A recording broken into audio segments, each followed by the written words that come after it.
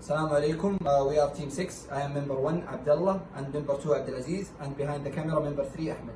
We will talk about the implementation of our project. First, our project is a medical ventilator that helps in reducing time and effort for clinical staff, and to also make the clinical staff help as many patients as possible. First, to talk about the first block consists of 2 cylinders and 2 pressure regulators and 2 solenoid valves and an AC to DC converter with an adapter and a double channel relay and the main microcontroller, the Arduino. First is to connect the tubes to the pressure regulators. Then from the pressure regulators we'll connect the tubes to the solenoid valve. The solenoid valve will be operated by 24 volts. For that we will use an AC to DC converter to power with an adapter to power the solenoid valves. 2 wires will be connected to the solenoid valves and another 2 wires connected to the relay. And to complete the circuit, the last 2 wires will be connected to the adapter. The relay will work as an electronic switch. It will get its signals from the Arduino. And that is all for the first block. Now member 2 will talk about the implementation of the second block. The second block consists of 2 major things. The first one is the pulse oximeter, where it will get the patient biological signal to adjust the parameter on the program. The pulse oximeter will operate by an I2C protocol. As we can see in the picture, the ground will go to the ground, the VN will go to the 3.3 volt in Arduino, SDA will go to analog 4, SCL will go to analog 5. And the user interface will be connected by operated by a serial communication. As we can see in the picture, TX will go to the RX and vice versa, and the ground will be connected to the ground. Now Mr. Ahmed will continue with the program of the device. As you can see in the screen, we first enter the weight of the patient. Let's say for example 103 kilograms.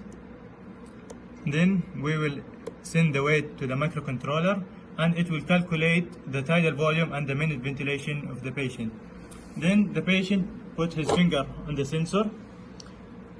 The sensor will calculate its heart rate and the oxygen saturation of the patient, and the microcontroller will decide the mode of the ventilation, whether it's 40 or 20 or 52 or 60.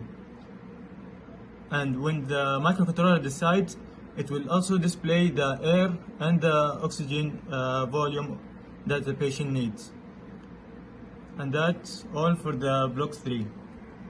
Assalamu alaikum. Now we will start with the first test. In the first test we will assume a patient comes in with a weight of a random number from 50 to 150.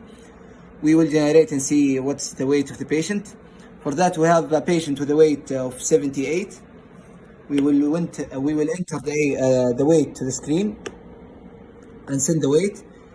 For that we'll see the tidal volume will be measured along with the minute ventilation, and we will wait for the pulse oximeter reading and see what the mode of FiO2 or the decision of the FiO2 for that patient. We can see the FiO2 mode is the 52,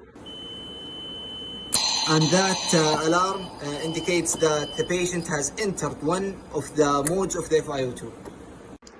Now we will start the second test. The second test will have a different patient with a different weight. We will do as we did. We will generate a random number.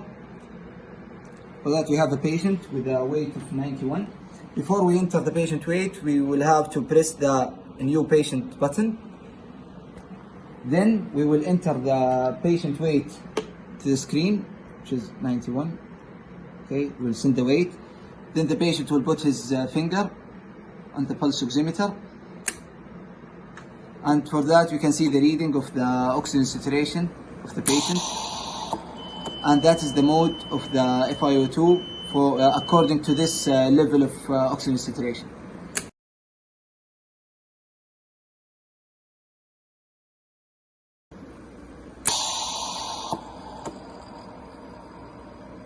At this point and at the end of our testing procedures, we are happy that we met our objectives and achieve them, which is to help and reduce time and effort of the clinical staff, and to also help as many patients as possible. And thank you.